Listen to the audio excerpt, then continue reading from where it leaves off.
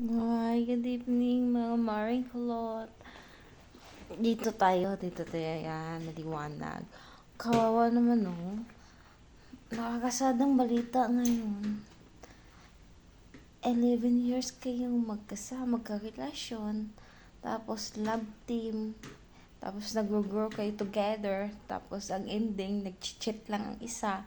Kaya, ang dahilan ng breakup is cheating day. Ay nako, sad. Nakakasad at nakakalungkot lang. Paano kayo makamove on si Kathleen Bernardo nun sa katagal-tagal ng kanilang relasyon, growing together, tapos ang ending, naghiwalay lang sila.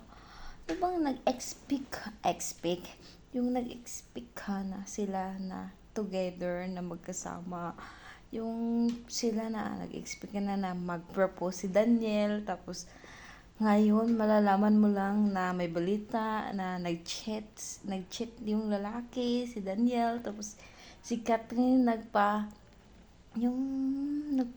lang siya, pinatawad lang niya si Boy kasi mahal niya. Pero sinundan pa ng chatting na yan. Hindi, si Catherine natauhan din. Kaya wala na, nakakasad.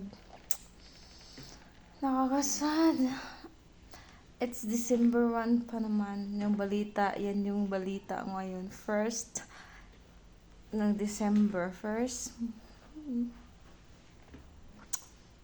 Nako.